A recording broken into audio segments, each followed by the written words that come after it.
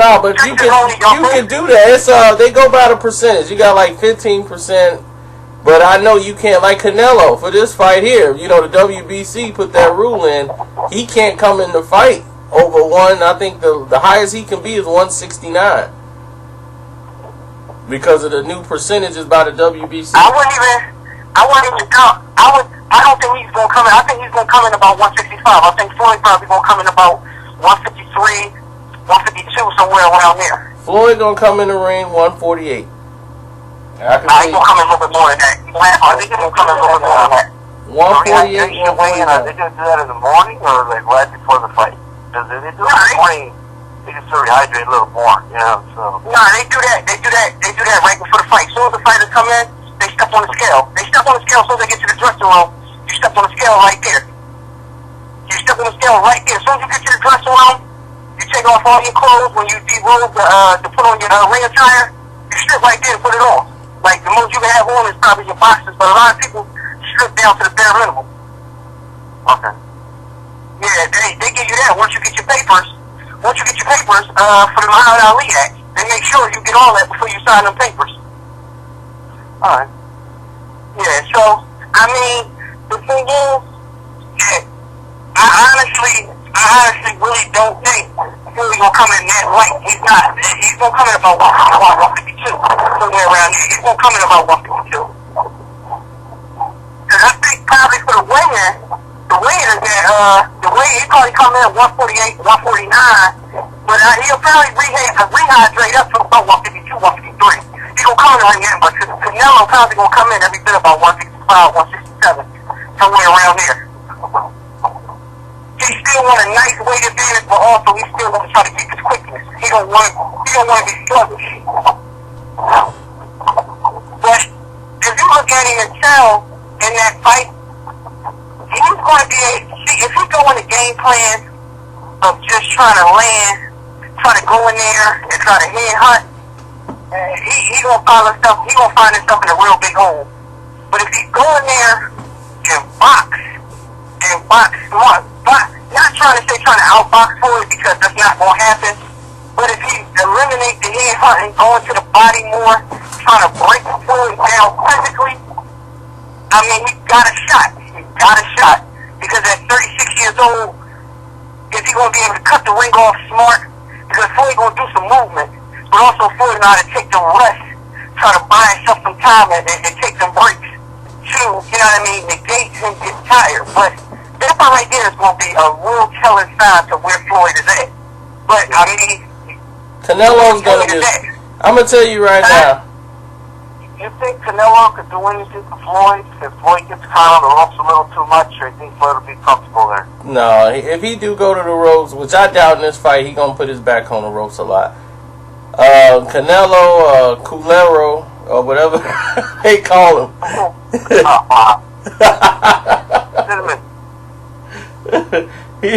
He's not going to make it. I'm like, he's going to be overwhelmed. He's going to be overwhelmed because Floyd's going to make him fight when he don't want to fight. Only thing that I like about him is that he's poised. You know, and he's real poised. For a fighter that young to be as poised as he is surprising. But he takes weight killing too. Yes, that's what I was just going to say too. It's because he didn't drain himself. Now, he got a conditioning coach because he realized, like he admitted to me, that the Trout fight, he took a break in training that he shouldn't have took. And that's what cost him in the Trout fight, where he got tired in the later rounds of the fight.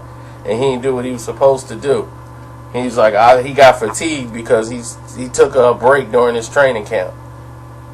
So, I didn't know that until then, because that's why I was like, hey, you think you could do this with Floyd? That's why they say he's working with a strength and conditioning coach for this fight, to make sure he's conditioned and he don't have these breaks like he been normally doing, taking the breaks against Trout. That's why he said people using the Trout fight to judge him is going to be making a mistake, because he's not going to fight that way against Floyd Mayweather. So my concern for Floyd would be the hand. Canelo's a big boy. So exactly. If he hurts the hand early, especially if he hurts it early in the middle rounds, Yeah, but see, the thing with Floyd is that Canelo, all Floyd has to do, he could beat Canelo with one hand, basically. I mean, really, Canelo don't cut off a ring. He's too flat-footed. Floyd can circle him. You're rather him have both hands, though. I mean, yeah, you're right. I mean, I'd rather he have both hands, but he could pop shot him all day. One shot, bam. Two shots, bam. Canelo thing is he's got to cut off the ring and then go to work with combination punches. He's got to throw 2s and 3s. He's got to start at the body and come up. He can't let Floyd tie him up and turn him and get out of there. Like Robert Guerrero was getting out, letting Floyd get out of the corners when he had him. He cannot let Floyd get out of a corner. He's got to maul him. And that's the same thing Chavez Sr. said of what he would have done to Floyd Mayweather. Everybody's too nice.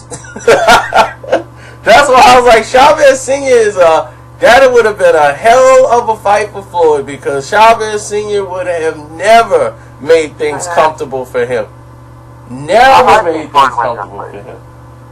It would have been, he would have had hell and high water dealing with him. And I'm glad there ain't too many fighters like him left. He was unique. Yeah, but Chavez had trouble with movement, though. Like, when they really found somebody was moving around. Yeah, he did, but then look what it...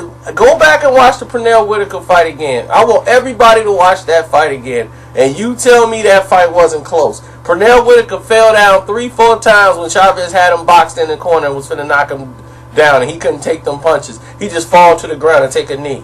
He did it about 4 or 5 times, and he kept hitting Chavez in the balls. Every time.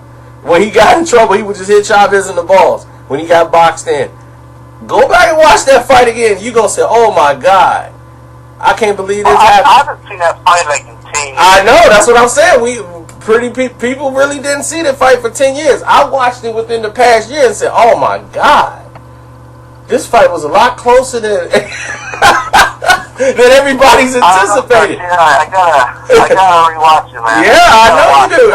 Everybody does. That's why I don't even judge anybody who has an opinion on it. I just tell them go back and watch it. I say just go back and watch Pernell Whitaker Chavez Sr. fight, and it'll blow your mind. What are you saying, Carson? I'm saying that the draw was justified. I'm saying the draw, it could easily be justified. Oh. That's what I'm saying. Go back and watch it. I'm a Pernell Whitaker fan. When the fight happened, I was outraged for Whitaker. I'm like, man, Whitaker won this fight easy. Go back and watch this fight again, and you're going to say, oh my God. Yeah. This could have been, this fight almost could have went for Chavez. That's how close the rounds came. That's how close these rounds came when it was. Well, how about this fight, though? The Frankie Randall win, the first one. Frankie Randall won both fights. Frankie Randall was winning to go win both fights. Frankie Randall was winning the fight even without the knockdown. He was winning the fight even without the knockdown, and he won that fight. And Chavez lost earlier in his career. The split decision was a little fishy. Yeah, Chavez lost another fight early in his career to a Puerto Rican fighter who just went in the Hall this year. He just went in the Hall. You know what time Mexican is? I can't think of his name right now, but he lost that fight. Completely lost that fight. And they split it up. It was a controversial decision, but this guy beat Chavez. He was the first guy to do it. And that should have been a loss. Look, you could tell Mexican, like the hardcore Mexican fans, so you could tell that Chavez lost to Whitaker, or he should have lost to this guy. But if you tell him he should have lost to Puerto Rican, they're going to up the strap to you. And I'm one of the biggest Chavez Sr. fans there is, because I've never won as much money as I did off him. I had everybody I know, if the guy was black, they was betting on him against Chavez. And I was to rack up. I used to rack up. My family wanted to disown me because I was going for Cotto and not Margarito, right? And that's how much the rivalry is real.